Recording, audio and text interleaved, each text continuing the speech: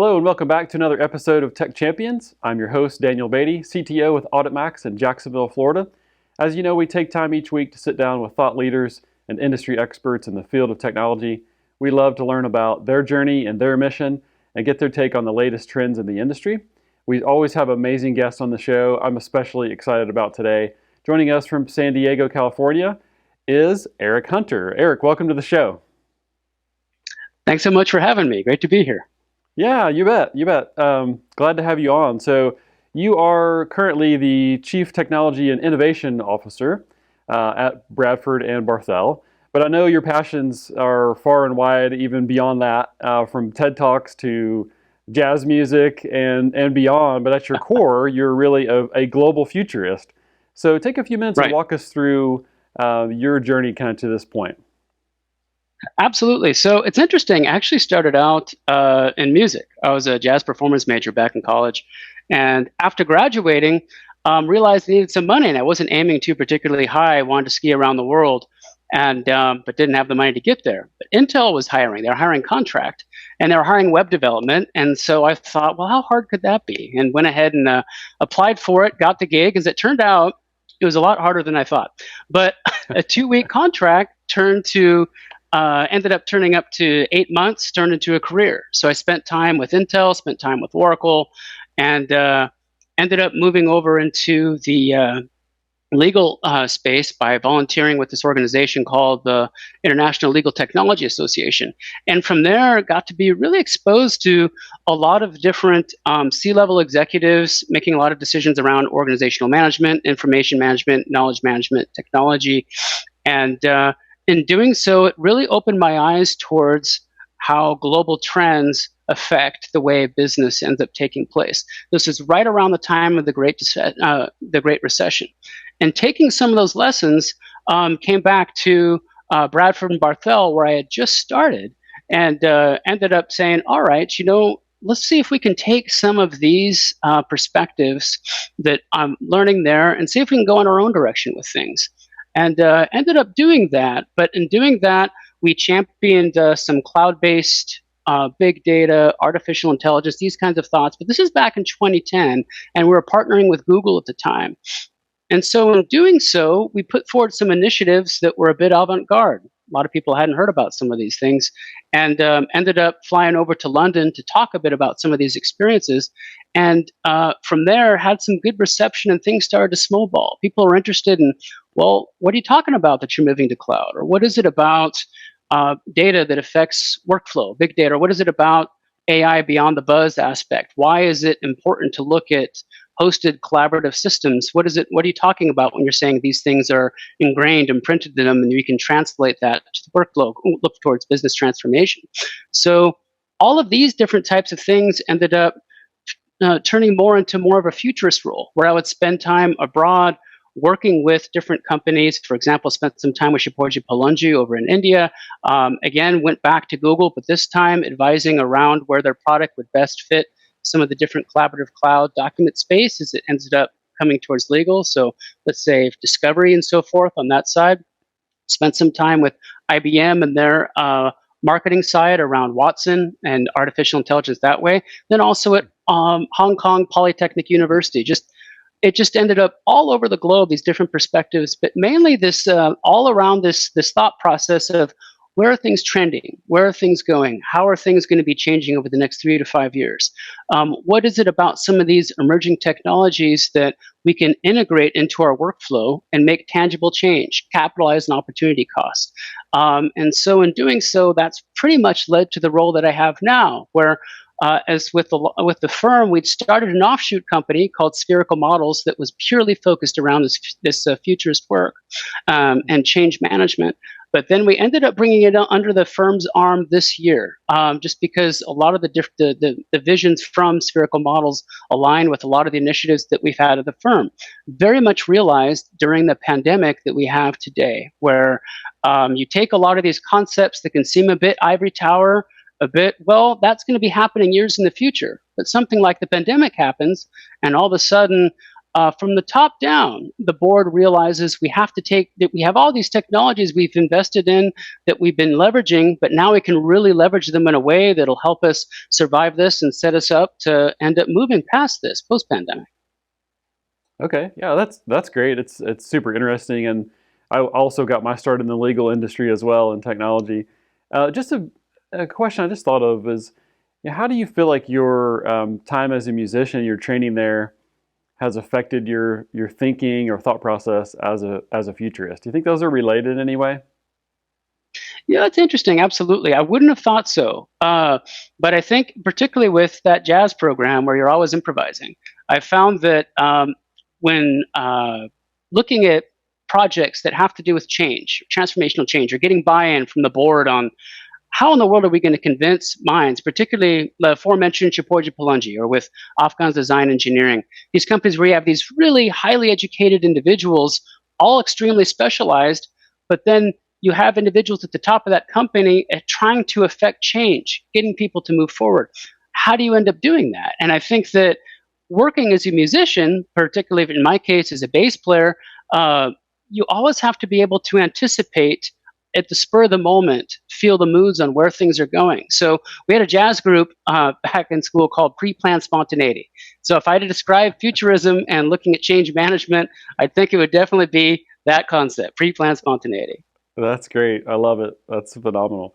So, Eric, what do you think some of the challenges are that the businesses are going to start facing as we begin to reopen after the pandemic? It's interesting. What I've noticed now is that sometimes there's a tendency, it's human nature, where people will begin to look and say, "Look, this is gonna last forever. We've got to make sure that we can shift our business model to affect what's happening right now." But the key is that this pandemic, it's altering a shift and it's helping us realize technologies that have been in place for a long time, for a decade, that we're really beginning to leverage now.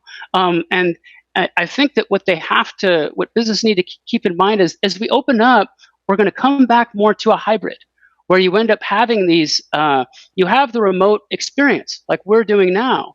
But then there's still that we want to have people meet face to face and so forth. Noticed within businesses itself, a lot of the different human capital movements, different change management strategies around how do we rethink expenditure for costs related to technology would be the interbusiness travel. People moving forward within the business. If you've got offices all over the world and you want to be able to cut down on the amount of travel, leverage this type of interaction that you and I are having right now, that really helps. But when it comes to the client facing experience or the customer facing experience, this is really important to keep in mind that I think that the businesses, as we move past pandemic, that move back more to that face-to-face model are going to be very successful because I think a number of companies are going to be holding back. They're going to be holding back and not really want to do that. So I think it's a matter of keeping in mind vaccines are going to be coming into play.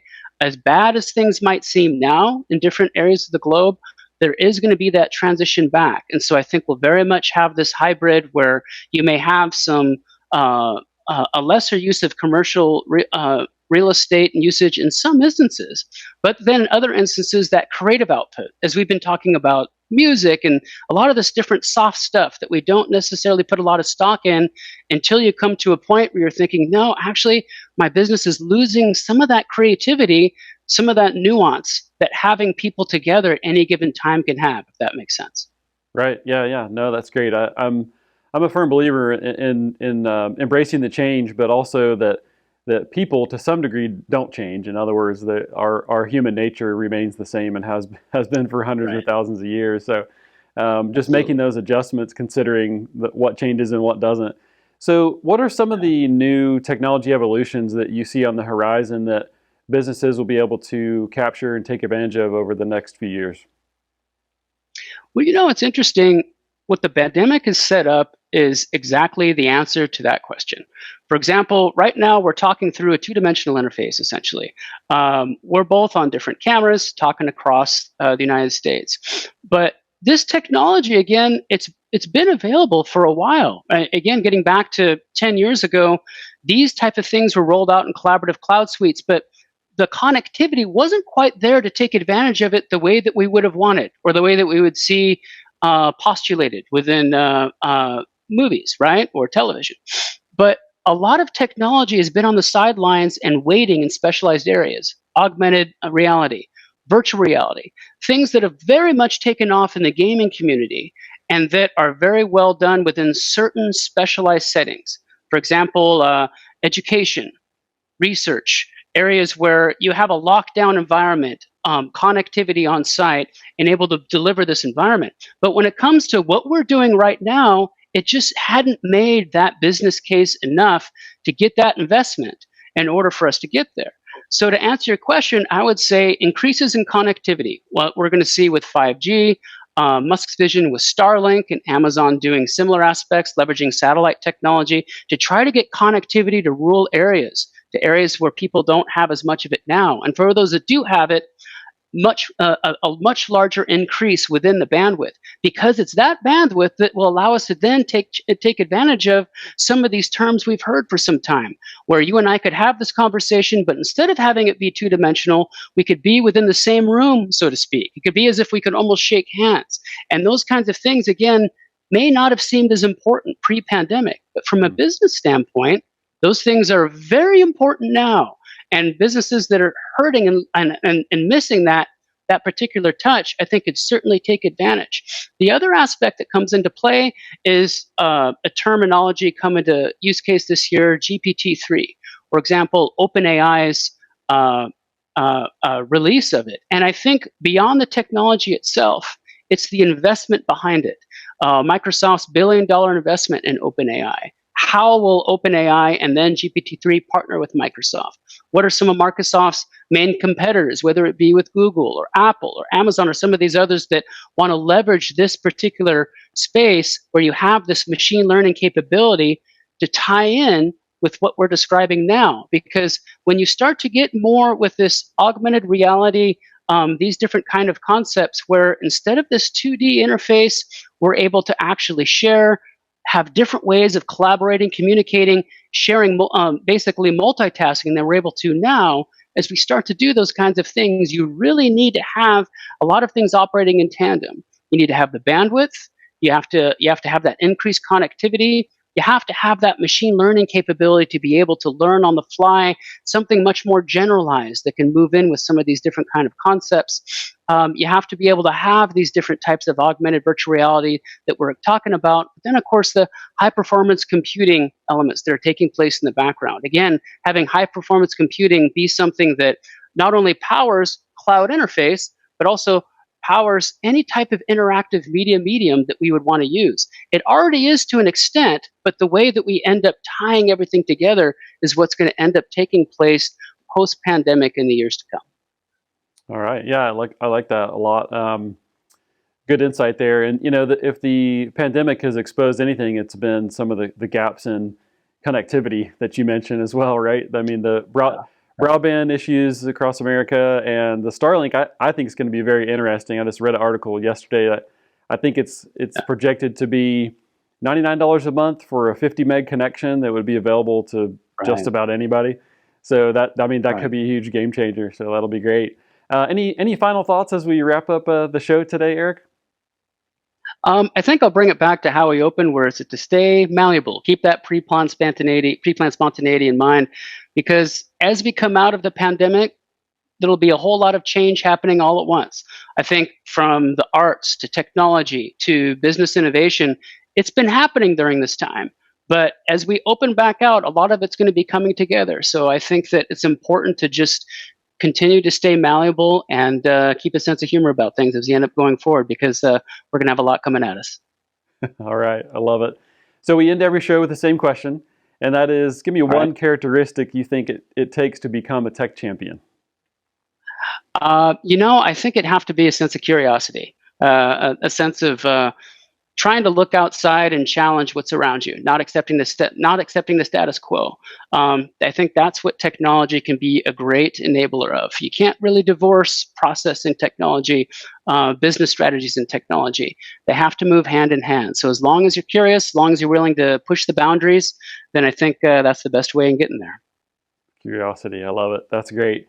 Well, thank you so much for being on the show, Eric. A lot of us live in the trenches day in, day out. But it's so important to take a step back and kind of cast that vision and ponder the future. And you've done that for us today, so I really appreciate it. If people want to learn more about you or get in touch with you, what's the best way for them to do that?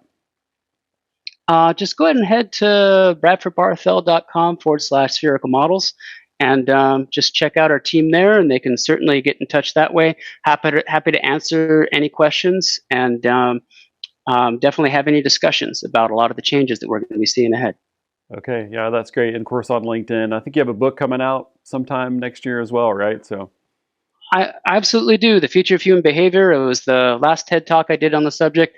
It's really the concept of it is really around how we shape and are shaped by our reality, how we our perspectives, the way that we offer perspective on where we are will end up dictating where things end up trending, where we like to go. To get that out of the abstract, for example, I live in San Diego.